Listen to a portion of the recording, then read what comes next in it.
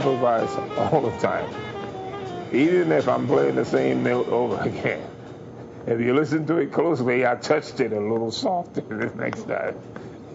You know. But playing jazz is a very funny thing. You can write out a whole lot of things that, well, I'm going to do that when I get there. When you get there, you really don't feel like playing it. Because knowing you're going to play it ahead of time, you feel like you're already playing it.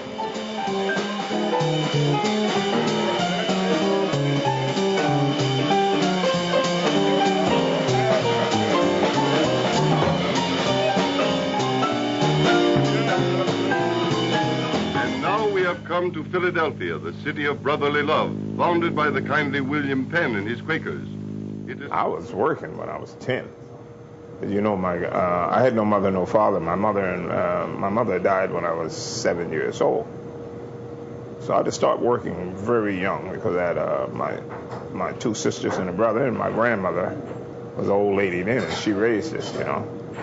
Charlie was very protective of all of us. You know, he was kind of a roughneck, you know. I mean, he could put up his dukes. And I can't think of many scrapes he got into, but that I was aware of, but I'm sure that he did. I have known Charles Biddle ever since I was old enough to realize and remember knowing people. He, unbeknown to me at that particular time, was what is now deemed a confidence man.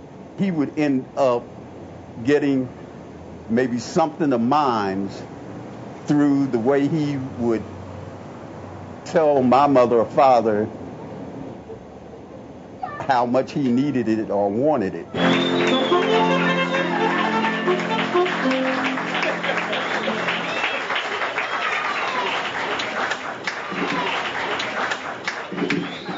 Lady, you shouldn't have done it. $10,000 in the envelope. For the band. I didn't know I was going to get this much. $10,000. Bless you. I want to thank all you folks, those who didn't know it was my birthday. Last year, they only put a couple of cakes on, a couple of candles, but last year, there were so many candles on the cake, we had to call the fire department to put it out. 454 Dearborn Street was the house that Charles Biddle resided in. I'm under assumption he came home from the hospital because ever since I knew him and, you know, we became friends, that was the house that he went to sleep in and ate dinner out of and whatnot. Dunlap School was the first elementary school we went to. Go up, get up early in the morning, 5:30, 6:30, before I go to school. And go and pick and stack everything neat. I had a push cart with 3 compartments in it, one for iron and metal, another section for rags, and another one for newspapers. And we stacked it up, tie it up in the morning, go to the junk shop and sell it, get your money. So I started working very early because this is during the Depression time, you know, times is hard. So I think Philadelphia was rough. It was rough.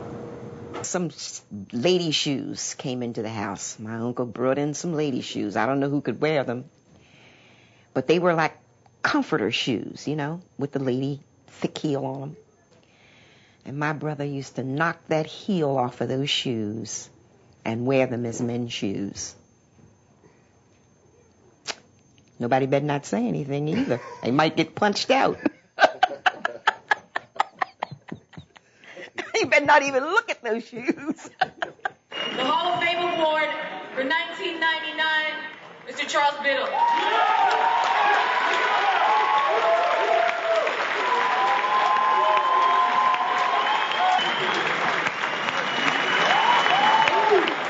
I'm very honored that these young people here think of me, the old jazz musician.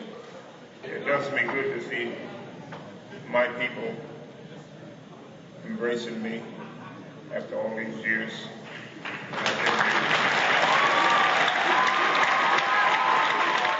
Some of the things that Charles and I'll say a few other guys that we grew up with was a stick-to-itness, if there's such a phrase.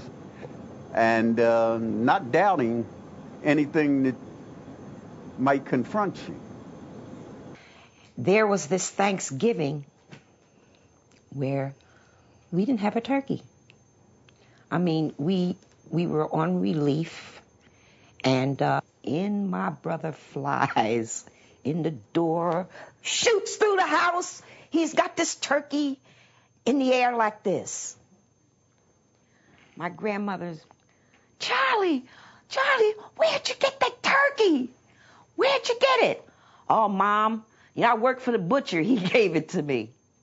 He said, Mom, I was walking down Haverford Avenue and thinking, damn, we don't have a turkey. He said, and this turkey was hanging in the butcher's window on the hook. He said, and I don't know, he said, I just ran real fast, reached my arm in, grabbed that turkey off the hook, and kept going. Brought the turkey home.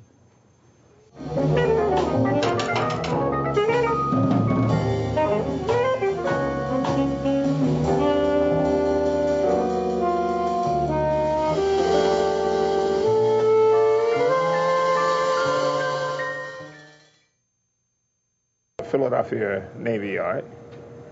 In fact, I was on the battleship New Jersey. I worked on the New Jersey.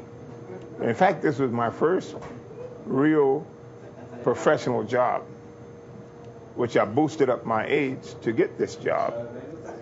I was a strapping guy because I've been doing all this hard work all my life.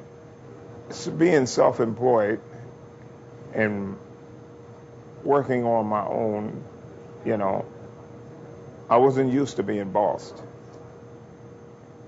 And at the Navy Yard, we run into some of these Southern officers. You didn't have civilian bosses most of the time. You had Army or Navy officers, and some of us Southerners had very bad attitudes. So I quit the job. And next thing you know, I got drafted. I forgot when I said that I was a certain age, that I was putting myself up to the draft age. It's a tune called The Anchorman, a.k.a. Uncle Charlie. It's a piece of jazz bebop that I wrote for Charlie Biddle. Here we go. 1, 2, 1, 2, 3.